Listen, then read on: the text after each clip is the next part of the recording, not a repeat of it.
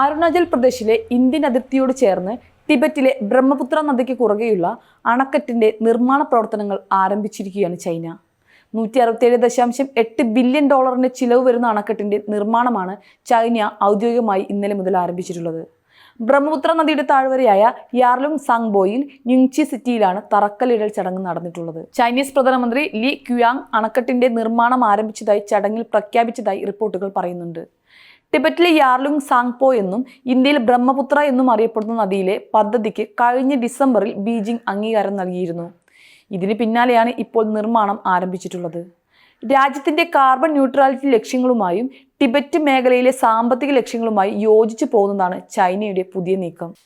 ഉൽപ്പാദിപ്പിക്കുന്ന വൈദ്യുതി പ്രാഥമികമായി മറ്റ് പ്രദേശങ്ങളിലേക്ക് ഉപഭോഗത്തിനായി കൈമാറും. അതോടൊപ്പം തന്നെ ടിബറ്റിലെ പ്രാദേശിക വൈദ്യുതി ആവശ്യങ്ങൾ നിറവേറ്റുകയും ചെയ്യുമെന്ന് ചൈനീസ് മാധ്യമങ്ങൾ റിപ്പോർട്ട് ചെയ്യുന്നുണ്ട്. നിർമ്മാണം പൂർത്തിയായാൽ മധ്യ ചൈനയിലെ യാങ്സി നദിയിലെ റെക്കോർഡ് തകർത്ത 3 ഗോർജസ് അണക്കെട്ടിനേക്കാൾ വലിയ സംവിധാനമായിരിക്കും ഈ അണക്കെട്ട്.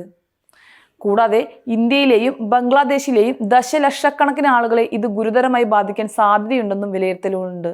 5 ജലവൈദ്യുത നിലയങ്ങൾ നിർമ്മിക്കുന്നതാണ് പദ്ധതി. മൊത്തം നിക്ഷേപം ഏകദേശം 1.2 ട്രില്യൺ യുവാൻ ആയിരിക്കുമെന്ന് മാധ്യമങ്ങൾ റിപ്പോർട്ട് ചെയ്യുന്നുണ്ട്.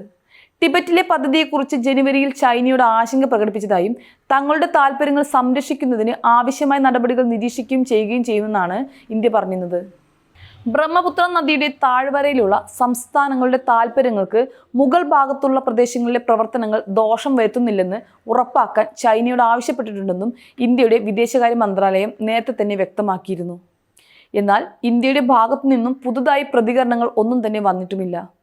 ഇതിന് പിന്നാലെ പദ്ധതിക്ക് അംഗീകാരം നൽകിയ ഡിസംബറിൽ ബീജിംഗിന്റെ വിദേശകാര്യ മന്ത്രാലയം പദ്ധതി താഴ്വരയിൽ ഒരു പ്രത്യാഘാതവും ഉണ്ടാക്കില്ലെന്ന് പറഞ്ഞിരുന്നു.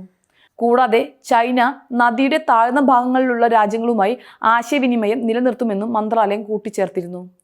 ഈ ആശങ്കകൾ ഇപ്പോഴും മേഖലയിൽ നിലനിൽക്കുന്നുമുണ്ട്.